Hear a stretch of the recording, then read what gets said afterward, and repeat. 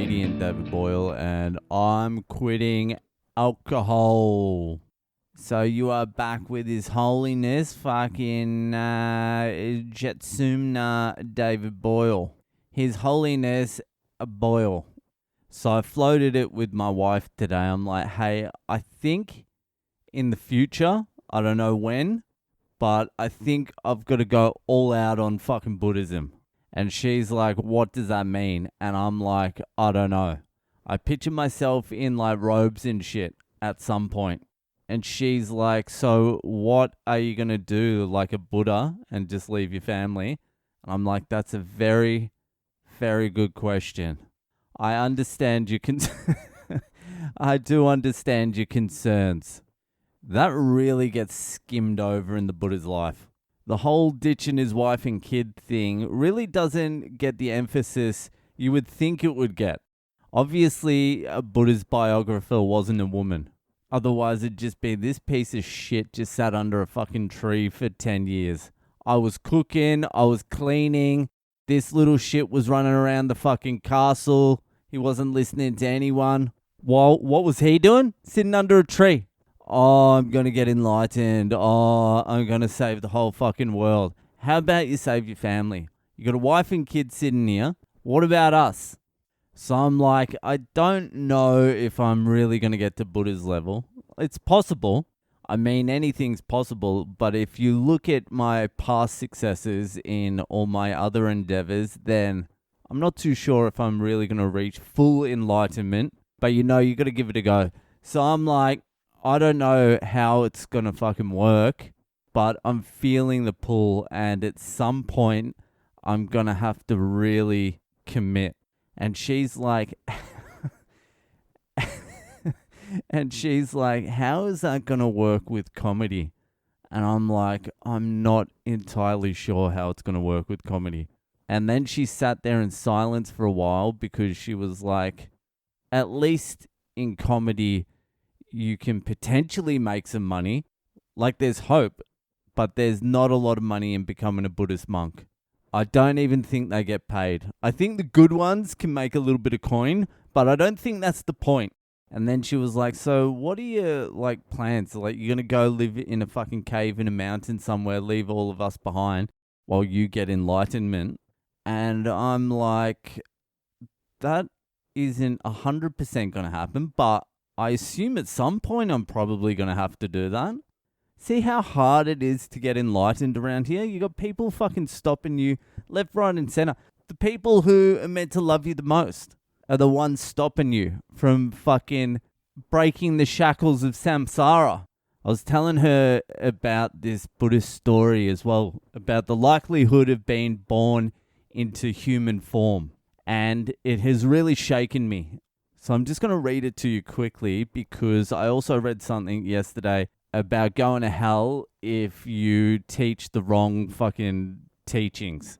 Like if you just try and riff the teachings by memory, which I've been doing a lot of as well. But I'll tell you this story anyway. Here we go. So they're basically talking about the difficulties of meeting all the requirements for a human birth. So they're talking about the hell beings. They're like, the hell beings are as numerous as the dust particles of the earth.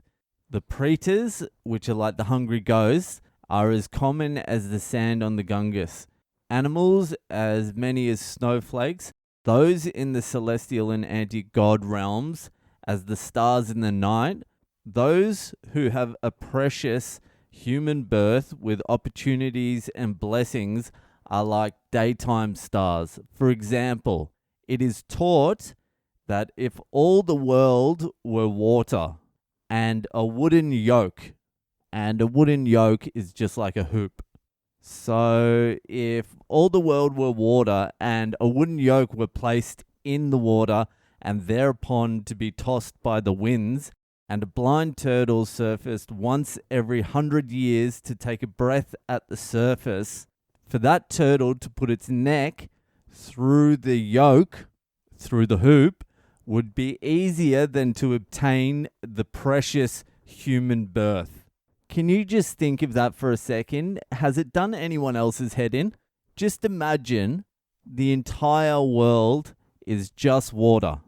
and you throw in a fucking hula hoop into the water, and it's just fucking floating around the entire earth, and you've got this blind, dumbass fucking turtle, and it sleeps at the depths of the ocean, and then once every 100 years, it comes up for a breath.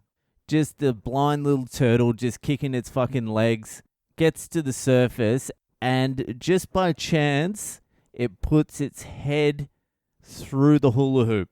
And this hula hoop can be anywhere on the entire surface of the world. It's easier for that blind turtle to get his head accidentally through the hoop than it is to become a human. And you think about that and you're like, well, was becoming a crane driver the best I could do with that chance?